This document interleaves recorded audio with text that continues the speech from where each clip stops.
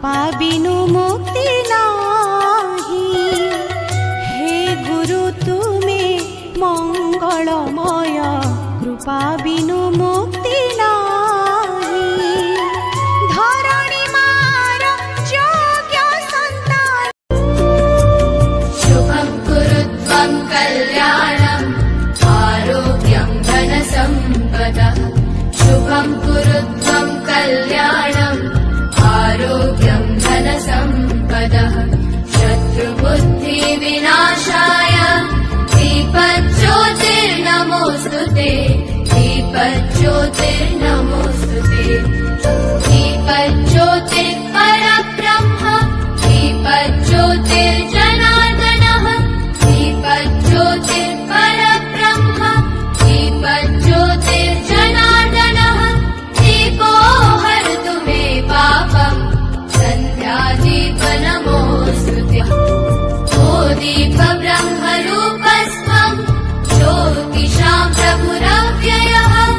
ओ दीपब्रह्मरूपस्त्वं ज्योतिषां प्रभुरव्ययः। आरोग्यं देहि पुत्रांश्च मतिं स्वच्छामि मे सदा। रवेरस्तं समारभ्य यावत् सूर्योदयो भवेत्। रवेरस्तं समारभ्य यावत् सूर्योदयो भवेत्। यस्य तिष्ठे गृहे दीपः तस्य नास्ति दरिद्रता। शुभं कुरुत्वं कल्याणम् आरोग्यं धनसम्पदः। शुभं कुरुत्वं कल्याणम् आरोग्यं धनसम्पदः। And my dear seniors, juniors and my classmates. Today we gather here to celebrate Teachers Day. Teachers Day is celebrated on 5th September to the birthday anniversary of Dr. Sarvapalli Radhakrishnan. He is a teacher and a philosopher. First, I would like to wish all my teachers a very happy Teachers Day. Teachers are the backbone of our society and play a big role in our future life and save our future.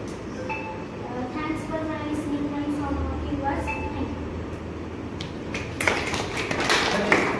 पवित्र गुरु दिवस पालन अवसर में आयोजित यह भव्य समारोह में उपस्थित मोर पूज्य गुरु चंडी सर एवं मोर श्रद्धा सार मैंने मोर आदर पिला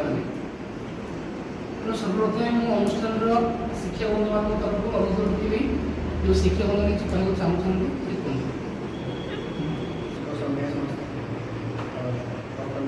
पवित्र गुरुदेव डॉक्टर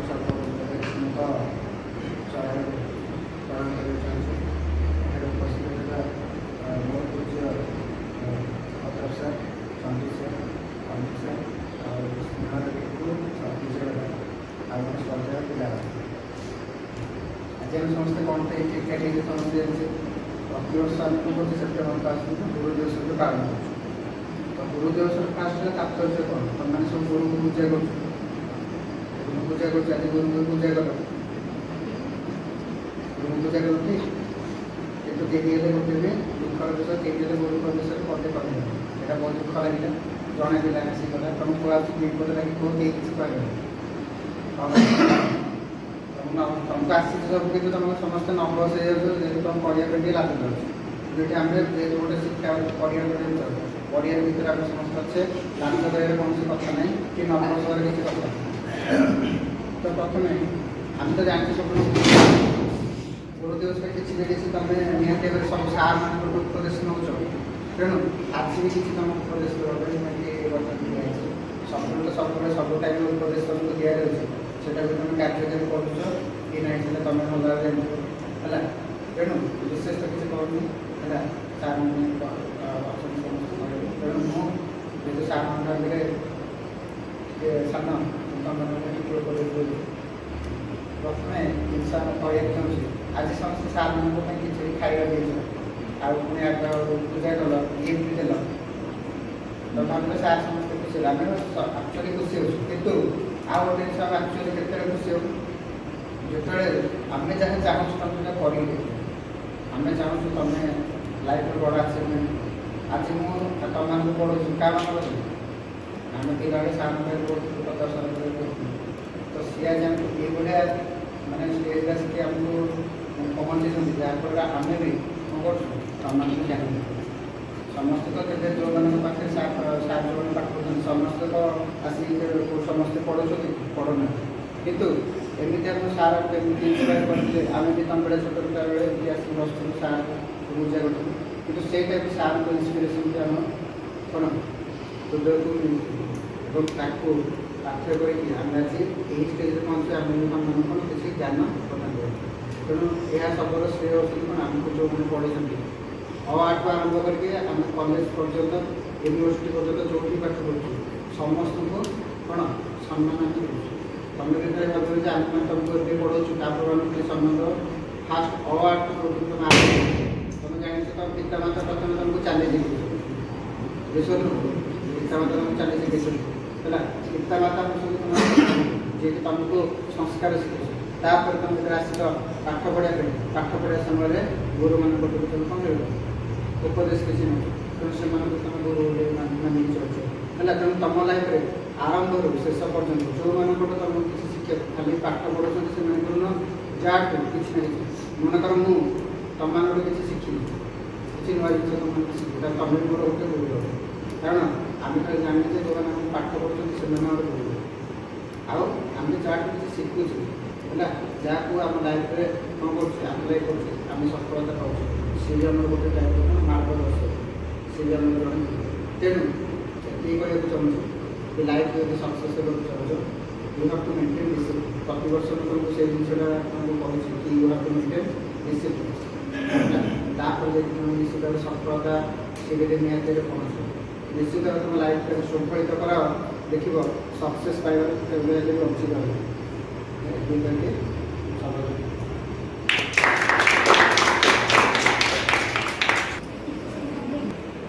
उपस्थित सभी शिक्षकों छात्रों को शिक्षक दिवस की हार्दिक अभिनंदन।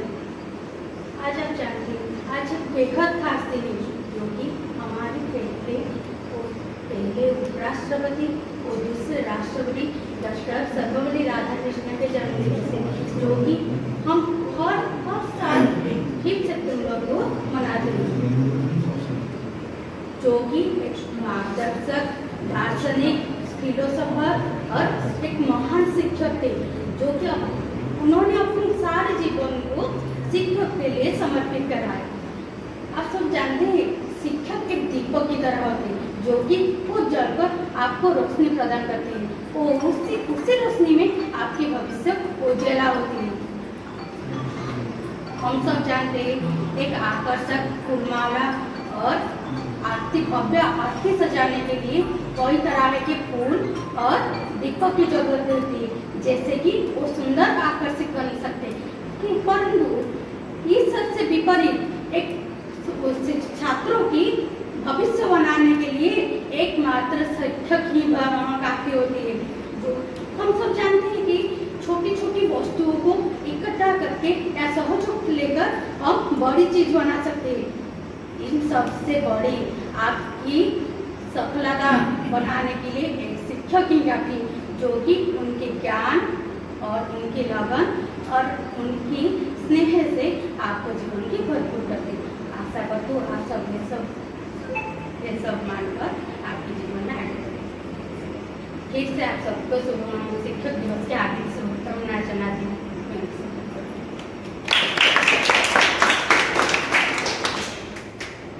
गुरु ब्रह्मा गुरु विष्णु गुरुदेव महेश्वर गुरु साक्षात परम ब्रह्म तस्मै श्री गुरवे नमः।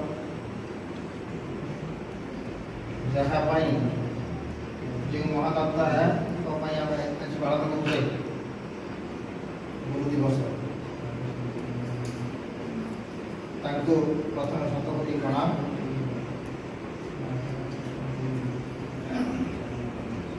अनुष्ठान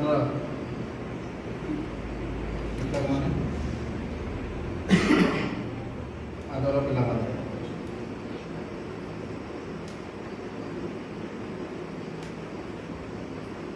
आज सका गुरु ब्रह्मा गुरु विष्णु गुरुदेव महेश्वर सबटी बसुची पचारे आज कौन कर गुरु दिवस यहाँ मुझे बोलि कहले गुरु ब्रह्मा गुरु विष्णु क्या कहती जड़े सार नाम महेश्वर हाथी जड़े सार नाम हूँ गदाधर ब्रह्मा जनक ना शिवनारायण नाथ एमाने ब्रह्मा विष्णु महेश्वर जदि एमाने ब्रह्मा विष्णु महेश्वर ताले तुम माड़ मान थे से चंडी ना कालिका अवतार छाड़ गुरु पूजार परंपरा ये तो सर्वपल्ली राधाकृष्ण जन्म है 1888 मसीहा तार अनेक दिन बीतीगला से उपराष्ट्रपति है राष्ट्रपति है एवं से राष्ट्रपति पदर आवश्यकता करने प्रधानमंत्री जवाहरलाल नेहरू द्वारा ही से राष्ट्रपति हो पार्थे तेणु जो मैंने पल्ली अंचल से महानगर परिधि को दिल्ली पर्यटन व्याप्त कर सारा पृथ्वी पर्यटन व्याप्त कर आमर गौरव वाच्य से नमस्कार से बुझे तो तार बहुत दिन बीतीगला तो से पदवीर से बेसी मर्यादा लाभ कले केतले जो जन्म जयंती पालन कथा मिलला से कहले जे गुरु माने होचंती देश गठन सहायक एवं से माने प्रकृत में मनीष मान पारे तेणु मोर जन्मदिन को से उद्देश्य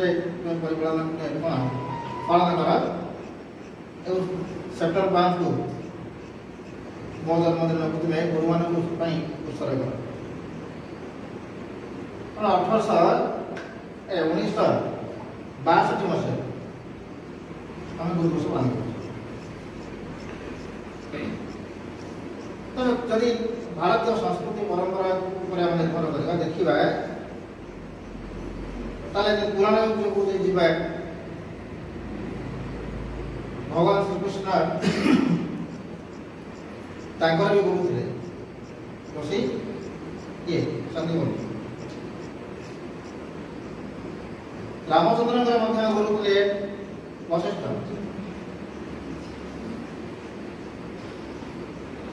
हमारा इतिहास को देखिए छत्रपति शिवाजी तांकर भी गुरु थे कि रामदास प्रहलाद गुरु थे गुरु संधा मरका तो सही शिष्य माने गुरु मान द्वारा ही जीवन उन्नति लाभ कर जो आम भगवान बोले पूजा कर वशिष्ठ रामचंद्र महत्व को बढ़े सांदीपनी कृष्णकर महत्व को बढ़े कारण किसी गुरु शिष्य परंपरा गुरु पूजा जो अनादि जीवन प्रचलित हो अंधकार रू आलोक अंधकार भर तुमको जे आलोकर बाट देखा कि बर्तमान से प्रथा परंपरा ओहरी जाऊे बाध्यबाधकतार आम गुरु पूजा करुचे ना अच्छी इच्छा ना अच्छी आग्रह भगवान